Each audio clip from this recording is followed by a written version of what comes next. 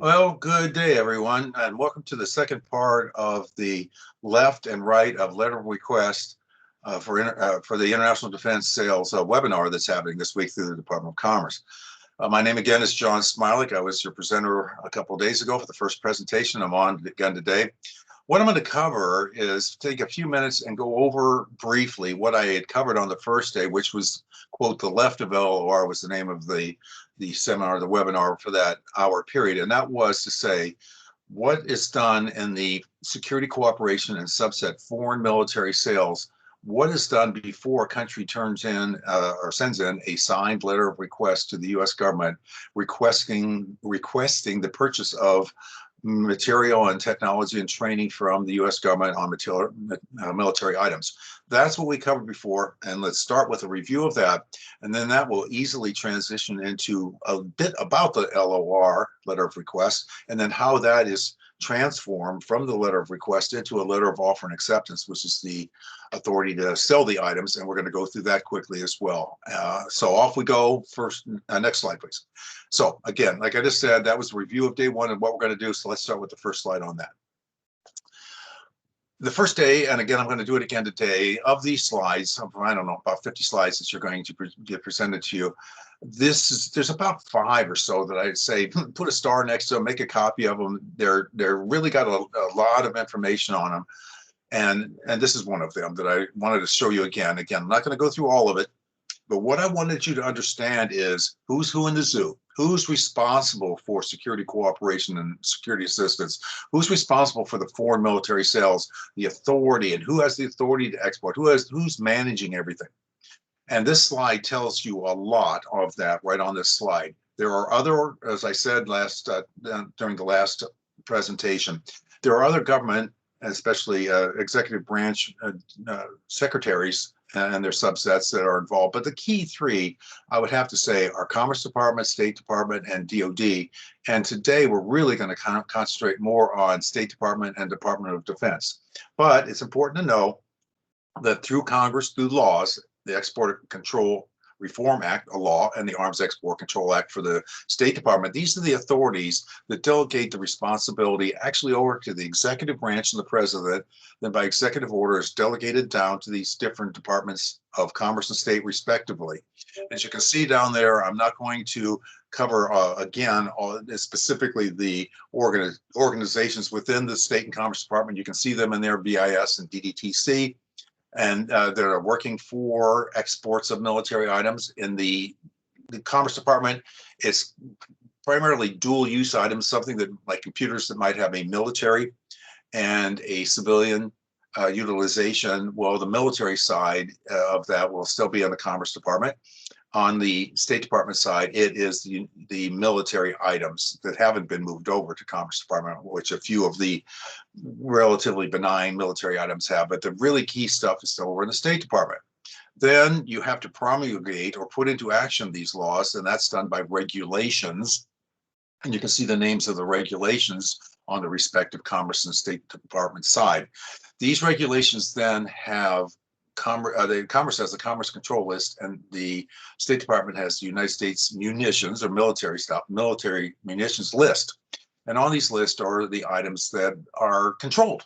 And so there has to be some decision made on to what export is going to be, what's export authority is going to be given to, let's say, a company like yours to allow you then to export the items.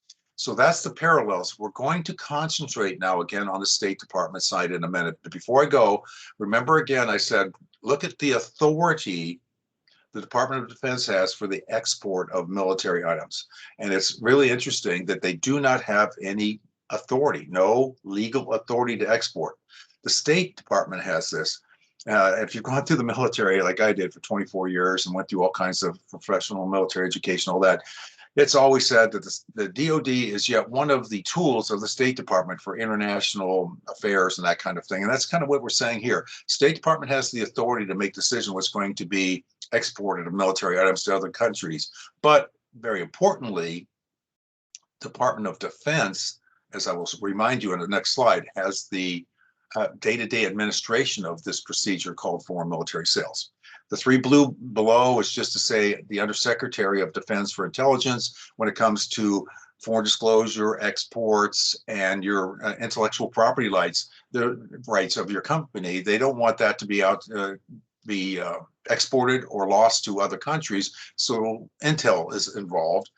Of course, we're acquiring things from you, the contractor, so acquisition and sustainment undersecretary are involved.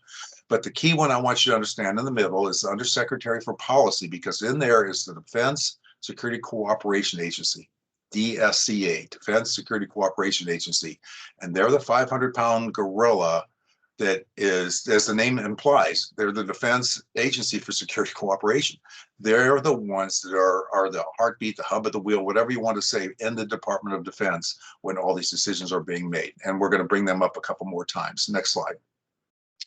Won't spend too much time on this. I just want you to remember, again, I had a Venn diagram that you have from the previous slides. I'm not going to show you that one because the Venn diagram talked about some things that the DoD has international programs that the Department of Defense has the authority and the management of. We're not talking about that right now because the key things we want to talk about here is the pros and cons of direct commercial sales and foreign military sales, not just the pros and cons, but the differences. And both of those are in the middle and the right side of that Venn diagram and are now presented here in two different ways. Again, remember that in every different program or activity that you see listed up here in the yellow blocks are all under the authority of the Arms Export Control Act, and thus under the authority of State Department. So there's the word authority and administration. On the ones on the right, they're under the authority of State Department and are administered by State Department, like getting licenses from the Directorate of Defense Trade Controls for direct commercial sales, that's under State Department, comma, that's that side. The left side is still under the authority of the Arms Export Control Act and State Department, but is under the day-to-day administration of the Department of Defense. And where you see SA and SC, these are considered security assistance programs. In the vernacular of the Department of Defense likes to call it security cooperation. So just be aware of that. Nobody's going to call you out if you say SA or SC. But I want you to know there is a slight difference there. So these are the programs we're going to be working with. So that's why we're going to concentrate on state and DoD. Next. The other thing that I talked about briefly on the first lesson was the fact of, again, foreign military sales and direct commercial sales. And I also mentioned that DSCA has a policy manual called the SAM, Security Assistance Management Manual. The E is for electronic. It's only electronic. There's no longer hard copies. That's why you'll see ESAM. And in there it says the DoD is generally neutral whether the foreign country purchases through foreign military sales or direct commercial sales. That's because State Department and the whole federal government and DoD, of course, really would like your company to get the sale. We want to be able, for our own, even for the U.S. government security, it's nice that they are part of our team, part of our organization, if you will, when it comes to military items for interoperability and that kind of thing. There's all kinds of reasons why the U.S. government wants the items that you produce to be sold. And of course, the Department of Commerce, who's putting this on, the whole reason they're doing this is so you can increase your sales, commerce. So we have all these reasons. So FMS and DCS, the point is, the U.S. government is generally neutral on this. And the only general, it would say neutral, but the one general thing is that there are some very sophisticated military items or some items that might go to a country that has never gotten this much sophistication before, well, where the U.S. government says it's got to be FMS only, meaning it cannot be sold direct commercial sales. And that is, I'd say, less than 1% of everything. So that's the reason they want to have a little more control through FMS of where it's going and how it's going and when it's going and what condition and what configuration it might go on. So there's a few FMS things, but overall, FMS, DCS, they're generally neutral. And I want to bring another point up here again is that between FMS and DCS, we have a client right now, our company, Fairchild, Fisk, Giroux, has a client where this client is having trouble with other countries, not bad trouble, just a communication problem. Other countries even think that once items are bought foreign military sales or direct commercial sales, you can't flip to the other side. Could be no further than the truth. In fact, if something is just FMS only, there are subcomponents of that. Could go direct commercial sales, or you could go FMS and then go spare parts later on direct commercial sales. And there are hybrids thereof. So my point is, even the foreign governments don't seem to understand this. So I'm kind of beating this drum a little bit, is that you must understand that FMS and DCS, generally, the US government aren't going to sway you in either way. So there you go. Next slide, please. The security cooperation office, organization, officer, again, I'm going to show you you did not see this the last time, but I'm going to show you very quickly what we call a buyer-seller relationship. And that relationship is a trilogy of you, the industry, the US industry, the United States government, and the partner nation. And part of the reason I'm hoping that reason that you're here is because you do not get much insight into the procedures and policies of foreign military sales, nor are you technically allowed to see the letter of offer and acceptance, which is the contractual vehicle between the US government and the foreign government. I tell you all this because to get some insight, the SCO can help you in this, the Security Cooperation Office, and they work for the government. So if you're a business development person, again, my business partner and I we're business people, we have DD. If you're a business development person, please do not concentrate on just the country. That's the story I'm trying to tell you here. Concentrate on the country that you want to sell it to, but concentrate on the US government and understand that you are going to do in the long run much better chance of sale if you understand what the US government generally wants to be sold to that country or even that region. And to do that, you need to go at least make a courtesy visit to the major defense organizations and combatant commands, European Command, Indo-Pacific Command, South Command, Central Command, and then specifically from there, go to the SCO who works in the embassy. There, as it says in Bullet 2, SCO is generic term for, and that's why all those acronyms are before, those are other ways to say it, like Office of Military Cooperation, Office of Defense Cooperation, all the rest. But generally, they're called SCOs. But they are the primary DoD element located in foreign countries. Read that as the embassy, is the part of the embassy team for security cooperation and security assistance. If they're military personnel, their pay is being paid by the Department of Defense, but their housing, their offices, everything, they're being subsidized by the 3.2% charge that the DoD puts on all sales. So part of their whole financial of them being there is for security cooperation, security assistance, and they can help you. And let's see in the next slide the ways they can help you. Next slide, please. Yeah, thanks. SCO support to industry. Again, I covered this before, so I'm not going to go too much more detail. They're not going to say, absolutely, go to this office and this partner nation and talk to this individual. They're not going to do that, but they can give you, if you approach them properly, some nuances as to what's going on, maybe an organization chart that you might help you understand internally or externally of the company, the country that you're going to, or sales tactics. They're going to just how best to work in this country, maybe even help you make some appointments and that kind of thing. What are the general spending limits of this country on what you might want to sell? These are nuggets that can make you narrow down your scope, saving time and money, and that's what they're there to do. So take advantage of them and go and let them help you. And remember again, before I go to the next slide, conventional arms transfer, which I'm not going to cover again, says to these people, to the SCOs, and actually, not only they need to help you even more. That was signed in 2018, so that's a new change. It was a little soft, and they weren't. Some of the SCOs and the officers were not really sure where their line was. It became more secure. Then the Deputy Secretary of Defense kind of took the presidential decision of the conventional arms transfer, and then they put it into a letter, and that letter turned into policies within the SAM that these people have to follow. And they're saying help companies. They just have to be neutral. If you have a competitor, they're going, whatever they would give to you, if your competitor comes over for the same thing, of course, they have to be neutral and give to both, but they can help you. And you need to go to them as well as the country. That's again, the shoe I'm beating on the table. Next slide. All right. So with this is kind of the transition slide to today. As I said, we were going to left of LOR. and mentioned a couple of days ago when I had the first presentation that the foreign governments have their own national security strategy, threat, mission, policy factors, and all that kind of thing that they have to consider when they're going to buy military items. They also need to know objective things like how many are we going to buy, how much money do we have to buy, when are we going to buy it, that kind of thing, what configuration.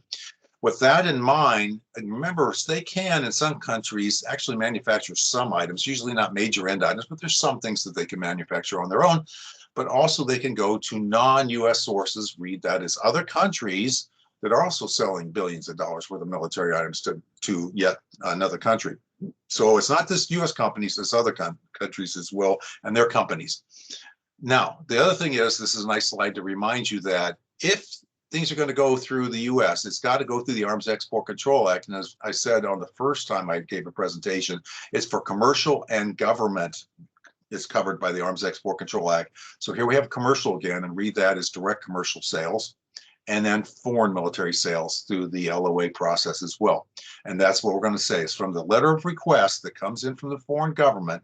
Now we're not left of LOR, we're now talking LOR.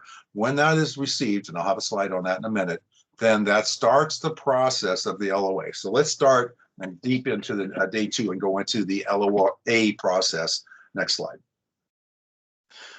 Well, one thing then on the LOR, and this is going to be really involved in the first of the letter of offer and acceptance we're going to cover. So I want to show this again too. This was one of 3 slides that I presented to all of you that were on the first day to say to you, these are all ways to kickstart, hopefully, your ability to have actionable letters of request that you, again, as I remind you again, can help the other country develop and write their letter of request to great detail. It's okay to do that. Just don't leave it on your letterhead and send it in like has happened, but you can help them. And that's where your BD people, cross-cultural communication, how things work in whatever country or region that you're in or multiple regions, that's up to you. But develop that relationship, and in the long run, you can have great deal of influence of what they're going to purchase through FMS, and you can start the process going towards your way. And then these are just the total package approach of all the things that are in an actionable LOR that will make the LOA procedure go quicker for everybody, foreign government, the US government, and then obviously then they have to go and contract with you even faster. So everybody's happy with you helping the foreign governments because a lot of them need help. Next slide. Now we've gone through the LOR. Now let's talk about the FMS process. Next slide. To give you again the vernacular, if you will, I've been in this, doing this for 40 years, but key the last 20. I was again a professor at DICEM, now Defense Security Cooperation University, for 15 years, and then 5 years here with my business partner and I working this. And I'm just telling you, these, when you talk about the FMS process, these are the phases of that process. And if you want to sound like the cool kids that understand what's going on, you'll say these are the, where are we in the process, and where are we on, what phase are we in, and these are the phases that we talk about there. You see them below. So the overall larger phases are the pre-LOR development that I've got in the gold box over there. This is just to say what we already covered.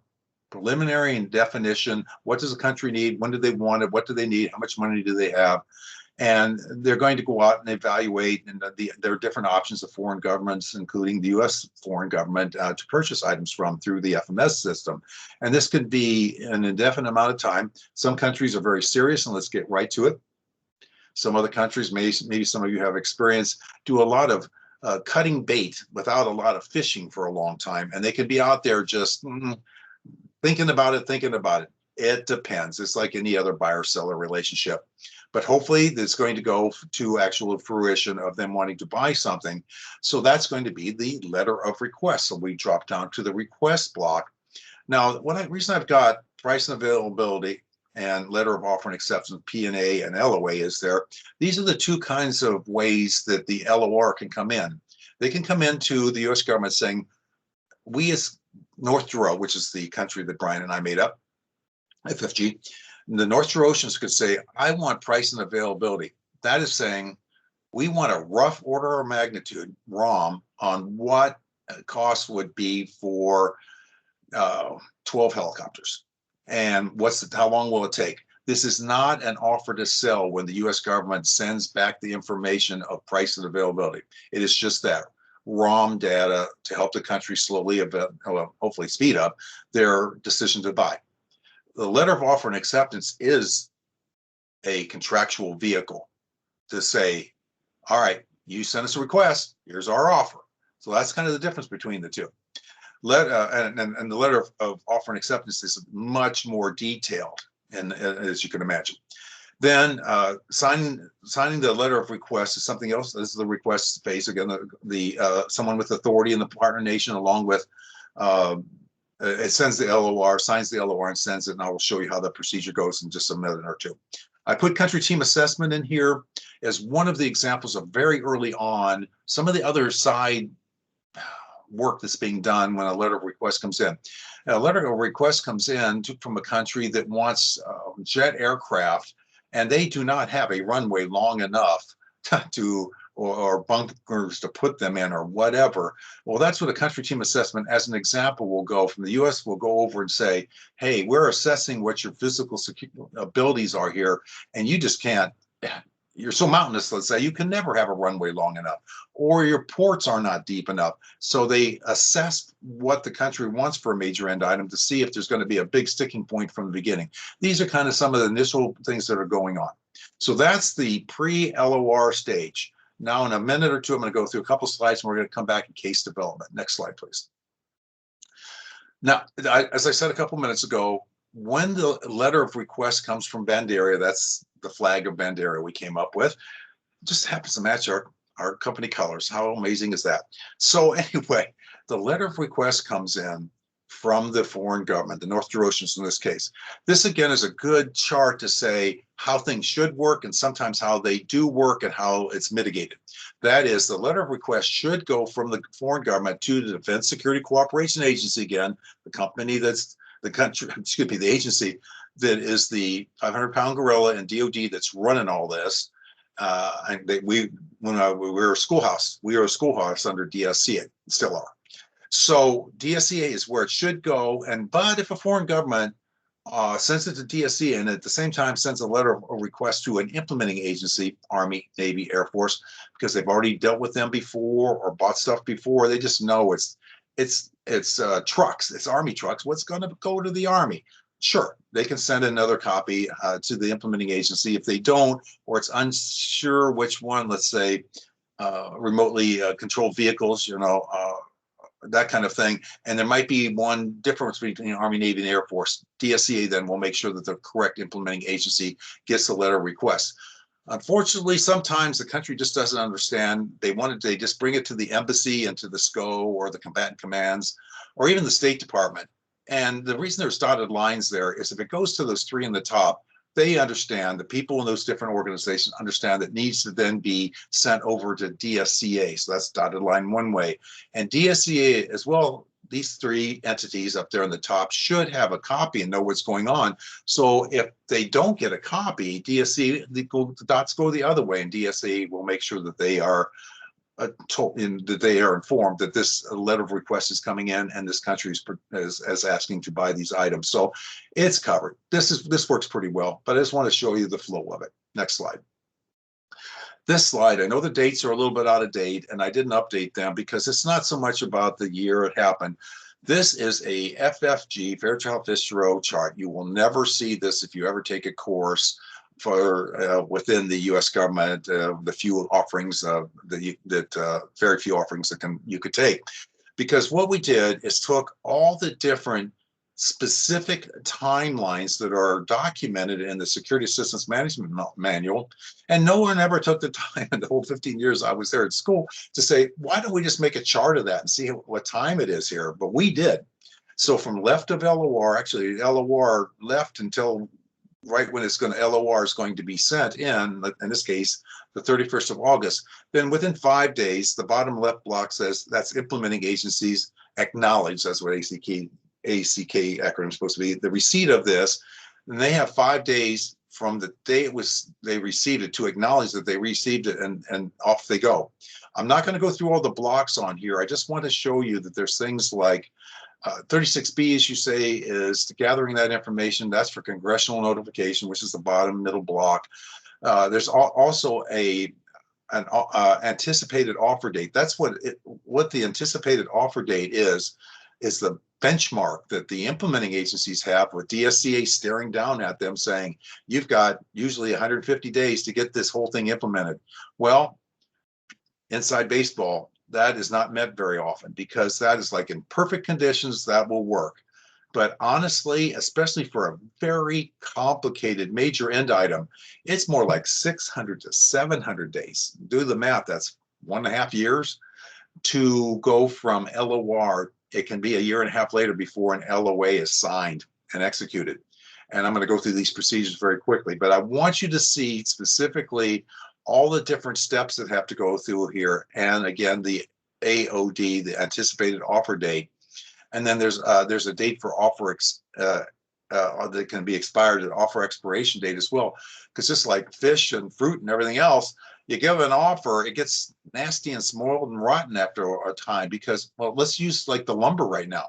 Let's say you got an LOA where you're going to build something for a foreign government, and all the price of lumber went way up. So things change. So there's got to be a limited amount of time that this offer is given to the foreign government when they send an LOA, and that's what the U.S. government does. So all this goes through, and it goes to case execution. Read the word case execution on the right side. It's just what it sounds like. We're going to actually start spending money. And this is just to show you the flow. Another one of those things I would keep on to understand how the time goes through, but don't take the numbers up there. They're in black and white in the SAM is the policy, but they ain't the truth. The truth is it takes longer. Next slide. Thank you. Now we are in that procedure from the slide I showed you before. Let's break it down into what's happening during those time frames. That's the development of the letter of offer and acceptance, or the case. An LOA is called a case. So the first step of an offer, LOA stands for letter of offer and acceptance. So let's talk about offer and acceptance. And the offer is just that. The validated LOR comes in, and within 5 days, the implementing agency says, yes, this is a valid, from a validly signed LOR, hopefully a actionable LOR. And from there, they're going to start developing the LOA internally in the implementing agency. And then also DSCA has a group called Case Writers Division. They're responsible for adding a lot of the boilerplate into the letter of offer and acceptance, including the standard terms and conditions, special notes, and maybe even some lines on the case. But it's an implementing agency, and DSCA and their case writers together write the case, or the LOA. I told you a little bit that some of the major end items, there's financial thresholds that say, Congress says if whatever's going to be sold adds up to this amount to manufacture or sale or whatever, then you've got to, meaning DOD, DSCA specifically, and DOD and State Department have to notify Congress of an FMS sale. So that's one of the things that has to be done during the development in conjunction. That's kind of two things happening at once, because the LOA is still being developed while the congressional notification being perfected, if you will, when the congressional notification is sought. Then it's offered. There's LOA, anticipated offer date. I covered that in the last slide. Then acceptance. That means two things primarily have to be done. That means the LOA has to be, that has been offered and has been signed 2 different places, ostensibly by DSCA, and the implementing agency signed the cover letter of the LOA, and the other person on this contractual vehicle, that's not a contract, but a contractual vehicle of the LOA, is signed by the foreign government and someone of authority. And that's what it's saying there. Signed LOA with a person of authority. An initial deposit, which is very important to all of you. When it comes to FMS, why do FMS instead of DCS, or why even get into this field? The one thing you're pretty much covered in is when a country is going to buy this, they have to send money, including an initial deposit that is enough money that the U.S. government says, if for some reason they default or change their mind, the partner nation, and do not follow through, then the U.S. government has money in this initial deposit to pay you, the contractor, any work and everything you've done. So you've really got a lot more security than if you're going out there direct commercial sales. I'm just giving you the pros and cons here. This is a pro of FMS. So initial deposit is in. Then the offer expiration date, again, for the acceptance that we said before, they only have so long to do that. Then the quick thing that happens is the implementation, and that's simply, and those of you that have worked with the government or been have know about the government, you've heard of DFAS, Defense, Finance, and Accounting Services, and they have many offices throughout the world, in the United States specifically. There's only one office, though, the Indianapolis office, that is DFAS at Security Cooperation Office, and they're the ones that take care. They're the money counters and the bean counters and the accountants and everything for all the billions of dollars that are in the trust fund and the accounts of the different countries. So they're the ones that receive the deposit, and then they say, okay, we got the money. It's in our bank now. The North Eurasians have paid. So now what they do is, to the implementing agency, they say, now we, DFAS, Indianapolis, give you obligation authority. You can obligate against this money. That's a nice way of saying, let's get the ball rolling and spend money and contract and start buying this stuff. That very well, that happens in 1 or 2 weeks, happens very fast. Next slide. So now we're just about to executing this. But to execute this, the tough thing is there now, as I said, it could take up to 700 days. I don't want to, I'm trying to give you facts without scaring you away. That's on maybe a little on the high side, and that's major items. I will talk to you later on about follow-on support. Does not take near that long, but I'm giving you the tough end that you have to understand. It can take a long time for this. But when that time is done and the LOA is signed by everyone and is implemented, then and only then is the procuring contracting officer within the DoD going to go out and try and get a contract with someone to buy the stuff. And you all know that's going to take some more time. But let's talk about a couple things when it comes to acquisition. Now we're on the acquisition side of things here. Next slide, and contract. And that's this slide. Another one I put a star on. Super simple, but when I really talk about this for literally on an entire week of course, whatever, I take this and expand it and make it less simple and more complicated. But this is a simplistic but very important steps here. Number one, that's why it's got a 1 in front of it. What we've just talked about last time and first half of this is that the foreign government and the United States government have the letter of a LOA as a contractual vehicle. That needs to be done first. Now we're going to spin over for a few minutes on the contract side, which is again the United States government. The privity, as there is privity on the left side, is privity, dog in the fight, as I like to say it, between the U.S. government and the defense contractor to get a contract to buy the items that must be procured for this LOA, especially the end items. We don't keep ships, tanks, and that kind of thing. It's aircraft, missiles, whatever on the shelf. And even stuff that's on the shelf may have to be procured because there's not enough in supply, and we'll discuss that in a minute too. So let's talk about contracting. Next slide.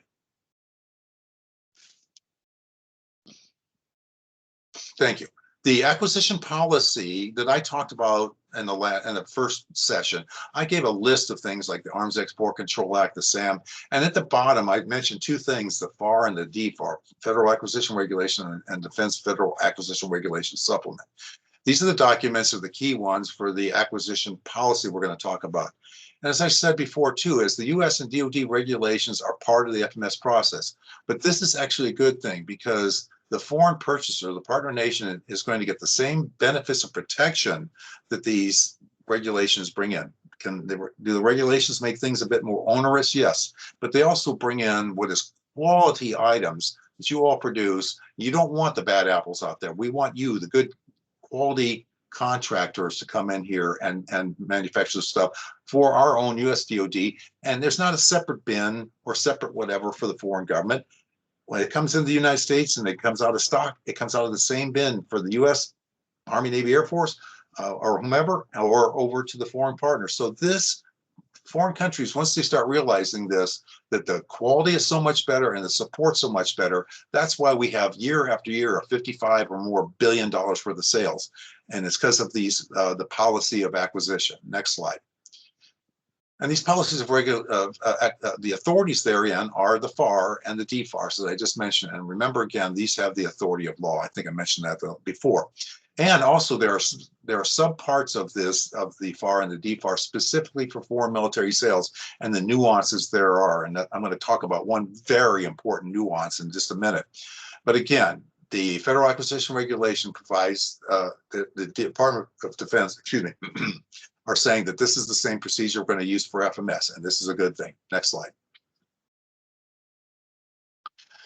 In the FAR, as you see on the title up there, it's competitive. That's the default method. We're going to compete, you and your competitors, whatever it is that you produce, training or a material item, a subpart or a major part of a military item. It's going to be done on a defaulted to the procurement method, and that's what also is going to happen when it comes to FMS. But, comma, there is non-competitive method. It's the exception. Got to be justified and approved, and that approval is not near as hard as it used to be, and I'll explain that in a minute. And that procedure is called sole source. And this is, there's three, if you said, give me the 2 or 3 things that over this couple hours I covered. Number one is make sure you go through the combatant commands and the SCOs, start that relationship as well. You're going to be ahead of your competitors. Number two, help once you've done the relationship building that you need to build, and you are considered a great resource to the foreign nation, and they allow you to help them write the LOR and make it actionable. There's a lot of things you can do, and this is the third one I'm about to talk to is kind of a subset of that. So we know that you may legally go and help them write this actionable LOR, which helps everybody. Now here's one of the things that is a subpart of helping them on that. Let's go to the next slide. And this is a wower, I think, and that is talking about sole source. There's the SAM reference again. Again, the SAM is going to follow the FAR and the DFAR and their regulations. They have the power of authority of law, and to the max extent possible, that the SAM is saying we're going to follow that full and open competition. But pause for effect. The Competition and Contracting Act, which is 10 U.S. Code. USC, and the codified for the DOD. So this was a law passed by the Congress and signed by the executive branch, the president, and put into law that was written with the DOD in mind. So that's when you codify a law. It's kind of for a certain subset of the U.S. government. So this is for the DOD. And it says it provides certain limited circumstances when a contracting activity can have other than full and open competition, and it's called sole source. That's in the FAR. And then in the SAM, on the references on the bullet number 3 there, let's change the words. This is how it's written in the SAM, but let me explain. It's not that much different than what I'm saying here. One of multiple exceptions to not going competitive is if there's written direction, read that as LOR, of a foreign government, read that as partner nation, reimbursing the implementing agency for the cost of acquisition of supplies and services. Remember I said an LOA is actually put into effect and is going to be implemented after they do 2 things: sign it, so contractually we've got that, and send the initial deposit. So the money has been sent in by an LOR, partner nation sends money in. That is the LOA process. So it falls into this law. Now watch what happens. Next slide. FMS other than full and open. Purchaser may submit a written request, read that as LOR, for services, articles, training, that kind of thing, for a specific organization or entity, or that component, or a specific competition for limited to specific, can be limited to specific organizations and entities. That's what sole source is saying. May also request that subcontractors, and I know a lot of you are smaller companies and might be subcontractors, may also request this is Pandaria, the partner nation, requesting in the LOR that a specific subcontractor be replaced with a particular firm, so they can do the prime or the sub. FMS customers need not provide a rationale for this request. They used to. It used to be that they had to have an objective reason for sole source, but that changed in fiscal year 2015, and that's why the DSCA memo down there says 12-15. That's the 15th year, I think the 12th on the 15th year. You can look at that memo later on or look in the SAM. So what they're saying in here is submission, and the submission is done in the LOR. So it doesn't take long to think this out. I'm telling you, you can be actionably help the foreign government do an actionable LOR, and in there, it is okay for that foreign government to say, I want this company to be the prime, or I want this company to be a sub to the prime, and this is where I want my items to come to. And before there was, again, specific reasons for this, like my country has always bought Fords. We have mechanics who work on Fords only. We have tools working on Fords. we want Fords. That used to be sole source. And then a few years ago, they said, don't even have to do that. We the U.S. government and the procuring contracting officer, if you say that's what you want, that's what you get. So this is very, very important to all of you. Next slide. A little bit more on sole source. And this is the nuance of it, if you will. This isn't detracting any of this. It's just giving you some nuances of the procuring contracting officer and some of the rules they have to follow. And that is, of course, should be met with objective requirements. If you're a company that sells now propellers for nuclear submarines and the North Oceans don't even have a Navy, no, that's unethical. That's not going to happen. I mean, let's be real. But U.S. So again, it's got to be something that they need in the LOA.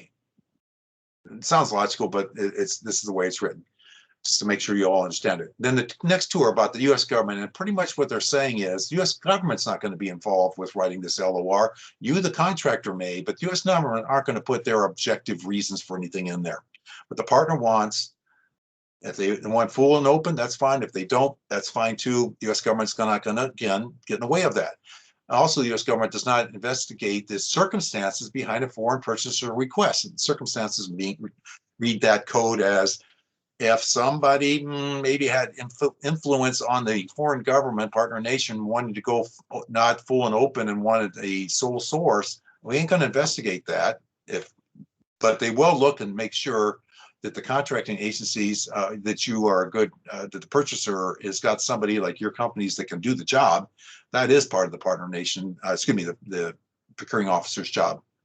So they will consult in case the procuring officers and make sure the facts are, and there's no violation of laws, ethical business practices as well. And even if there are, then it actually has to go to DSC again, and they're the ones that got to go send the bad news to the partner nation that some rogue company that they wanted as their sole source. You really don't want them. But if you're a good company, then all this should make sense. In fact, it gets rid of the bad apples and leaves you guys to do some good work here. So that's all about sole source. Next slide. Last part we're going to do here now. Okay, so now, very important, we've gone through and we've done a little bit on contracting, open, full and open or competitive sole source. What an amazing thing to understand and possibly help you get the contract. Then once the contract is let, then we're going to execute the course, meaning we're going to start spending the money and buy, not the course, I'm sorry, execute the case and all the way to closure. And the execution is just that. Article services and training, either from stock, which again, your companies hopefully have got a contract to supply the stock, even spare parts, to the depots for the military, for the implementing agencies, or we're going to go out and acquire it. And that's the acquisition side. And that means there's financial things and the logistics of moving it. There's going to be management reviews that go through here with the foreign governments and U.S. companies and U.S. and the foreign countries. And every now and then, possibly a foreign, especially the primes might come into these management reviews and give some input of what's going on. And the performance reports that are needed and how things are expended, because they need that for case closure. So that is the end of the procedures then to case closure, which again can take a couple of years because some of these LOAs can be years or even decades old, and they have to constantly reconcile what's going on record-wise so that the cases can finally be closed. And just like anything else, so the foreign government, if there's any money left over, it goes back to the foreign government. Next slide. Now that we've talked about cases, I've only got a slide or two on here, but there's yet another slide, 5 or 6, of a very simple, I think, but a picture says 1,000 words. And if you understand this little concept here, you'll understand the letter of offer and acceptance through these phases, the actual document. There are 3 primary kinds of letters of offer and acceptance. The defined order, the blanket order, and CLISA, which is an acronym. It's a subset of defined order, and it's really an internal thing between the CLISA, between the U.S. government, the foreign government. So I want to concentrate on defined order and blanket order cases because that's the kind that you as a company will hear about. Defined order is on the left primarily, and that is the initial buy of the main system, and there'll be lines on the case for, as I put down there, technical assistance, training, pubs, spares, support, and I could have made 26 other lines on there, but I wanted to bring some primary ones up on the picture. So a case, an LOA case, is going to have multiple lines on it. The first line will be why they call it a defined order case. Maybe they want 12 helicopters, Apache helicopters. Well, that first line is going to be, we're going to buy 12, we want to buy 12 Apache helicopters. So they define the major end item, and then they have all multiple lines below them.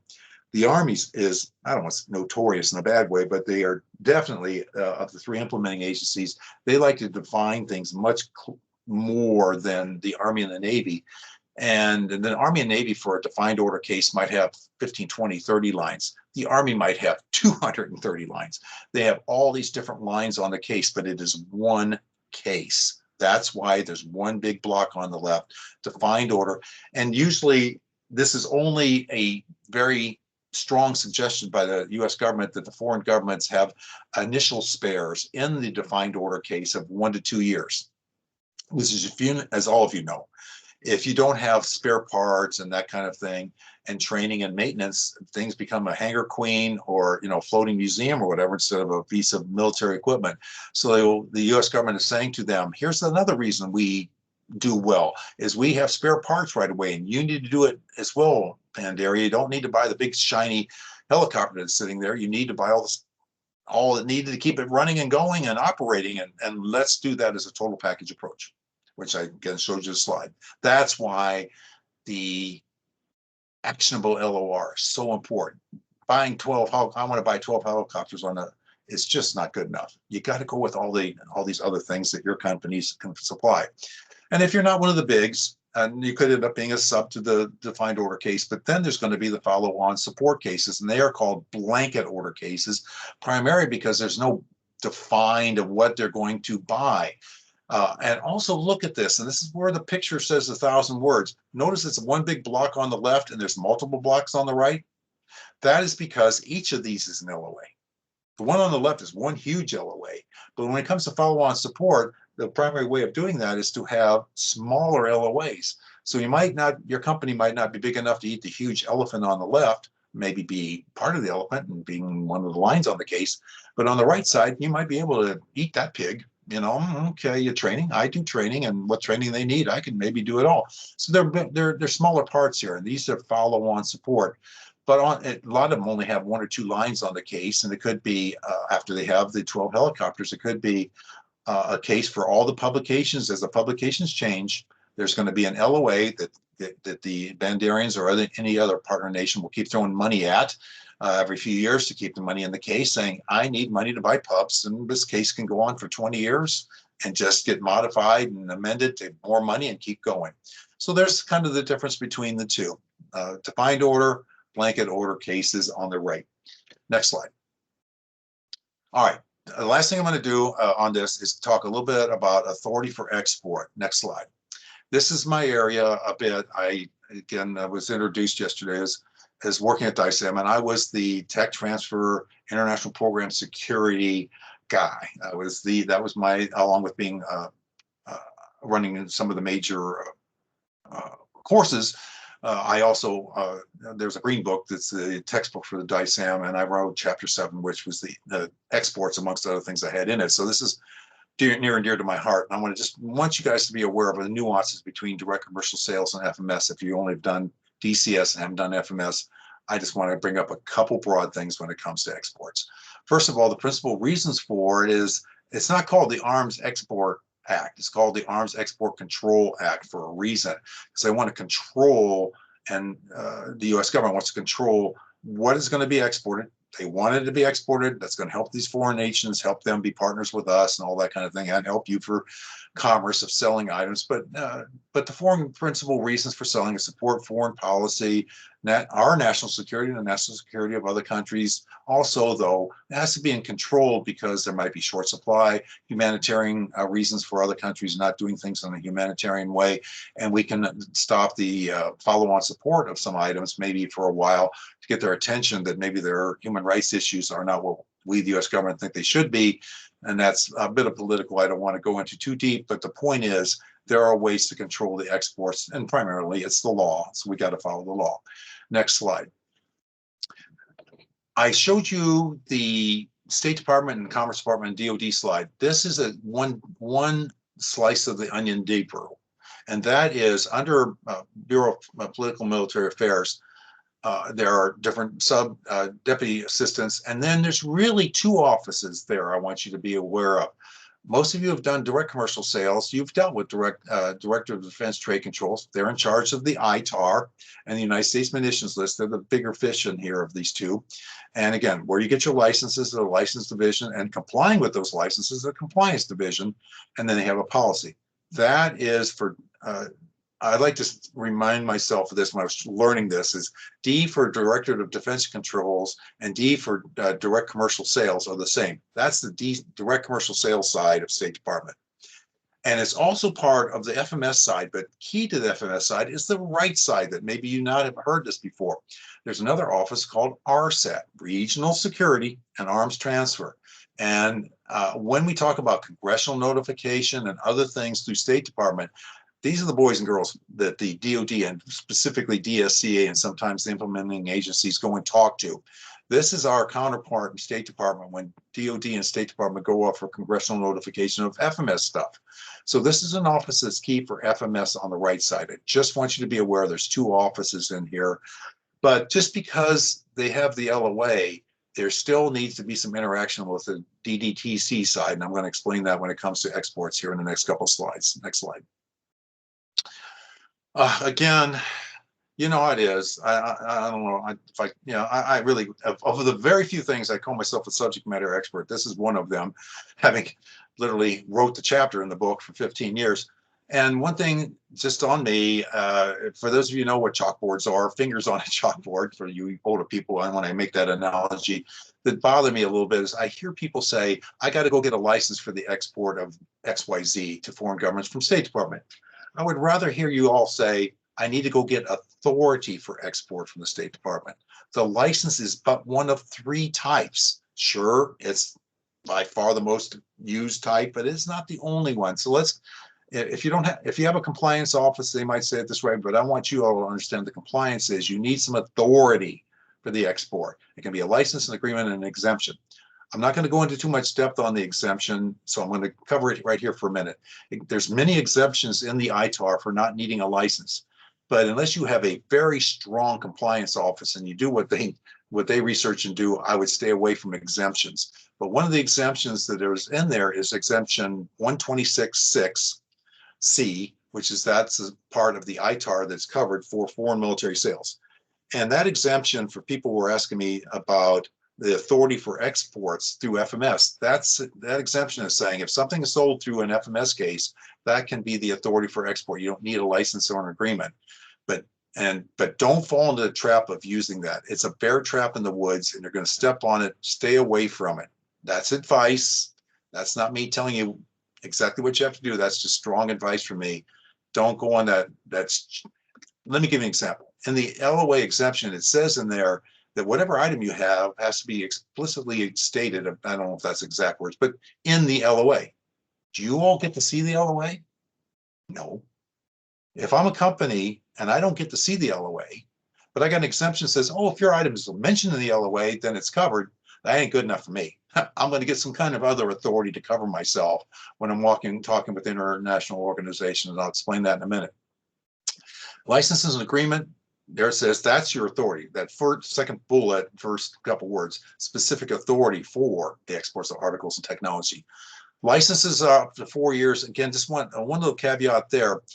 This is even for direct commercial sales. This isn't FMS. If it's a license for 4 years, I just want you to understand that it says for up to 4 years. Words have meaning. If you're going to sell 12 helicopters in this, that wouldn't be, well, you could have a license for that, but let's just use that as an example. And you get those 12 helicopters sold within 2.5 years, that license is no longer valid. It's valid for up to 4 years, because I've heard companies say, well, I've still got a license, but I've sold everything over, but I still got a license. No, you don't. The license was for the amount of money and for the items sold. Once that's stuff, it's up to 4 years, but the license could be good for 2.5 years because you've already sold everything. Just be aware of that. And agreements for up to 10, and these can be extended as needed. That's what's it revoked, suspended, amended, make it longer. That's what can happen on licenses and agreements. Let's go to those two for a slide, and I want to give you more information on that, so let's go to the next slide. Back to this again, as I was saying, FMS and DCS. FMS, remember, as I said, there's an exception in the ITAR. The authority is the LOA for the FMS system on here when you're selling stuff. So if you're selling stuff to the US government, they've got the authority to the FMS sale for the export of these items. Next slide. Unlike direct commercial sales, where you have to go into DDTC and get an export license or an agreement in place, whatever the authority is for you to go ahead and export these items. Because now you're getting a defense contractor right to a foreign government, but you still have to go to state and the US government to get the authority for export. Next slide. There are 4 licenses and only 4 licenses for those of you who've done this. And the 5th one is not, because I have an asterisk next to it. I'm not going to read them all to you, but the 3 are for unclassified, and the 4th one is permanent, temporary, import, export of classified is an 85. These are the licenses that you need to get for these export direct commercial sales. Now, why do I bring it up on foreign military sales? That is, you might want to go and make more sales. I would. And let's say that you want to go over there and temporarily take, let's say, a black box that you are building, and you want to take it over there to show them what this newer black box does. Then you got to go to State Department. Even if you hope to sell at FMS, it's not in that. There hasn't been a sale at FMS, so you're not covered. You got to go get it, in this case, a DSP 73. A lot of times, though, especially for direct commercial sales, the most primary one is the DSP 5. So these are your different authorities. Break. I was on the other side, your side, of a webinar with Mr. Mike Miller, a friend of mine and Brian's in State Department. Paul Mill, very important person over there, and he had a webinar and about a month ago, and I sat in on it. And in there, he said that these licenses are probably going to go away. And so you maybe heard it here first. These 4 licenses, if you've heard it before, it's out for 180-day review by companies and other parts of the U.S. government, where State Department is going to try and do an electronic license where go into one place, fill out the form for what you want to do, and all these licenses may go down to 1. And you heard it here first. I got no more information on that because we got 6 months of them reviewing it, and then whatever happens, happens. But I'm telling you, this slide of mine may have to be OBE'd, overcome by events, and not exist anymore, because these probably within a year are going to go away, and there's going to be 1 form. That's all I can tell you right now, only because I was in the webinar and found it out. Next slide. Agreements is the main one here I want to talk to you about is TAA. This is even more important. If you're going to go over and say, you had Model B of what we sold on the last FMS case, but we got a Model C now, and it's got different technology in it. Bells and whistles ought to be going off in your head. New technology. I cannot transfer this thing to another country by giving them this information unless I get the authority to do that. And even selling something verbally is called a deemed export. So if you go and talk about it in a foreign country or in your own office of your company, that's a deemed export. And you have to have a license from State Department when it comes to military items, or you have exported without a license, and we don't want to go there. So this is what a technology assistance agreement will do for you, and give you the parameters of what level of technology to what country or subset of a country, Army, Navy, Air Force of theirs, that you can transfer this technology to, because you've got the authority. So if you're small and you don't have much of a compliance, look into TAAs. They're discussed in the ITAR, and the State Department will help you on that. That will keep you out of jail or out of fines or whatever. Next slide. So I covered a lot today, maybe a little bit longer here, but hopefully you got some good information. I initially covered what we talked about left of LOR. Now I went right of LOR. I got into a little bit about the phases and the milestones of that we covered, and when you're dealing with the letter of offer and acceptance. And key when we talked about contracting was the fact that it can either be competitive, but there is a law out there that says you can have non-competitive sole source, and that's a great way for you all to get ahead of the crowd and be selected for the LOA, that you're going to be the one that's going to get that contract. So great information on there as well. And then a little bit about exports after we get done with the phases of the LOA. So thank you again for your attention, and thank you for everyone that's worked with me with all the different Commerce Department and all the subsets that they're in. And I appreciate your time, and hopefully you've learned something that can be of value to you. Good day.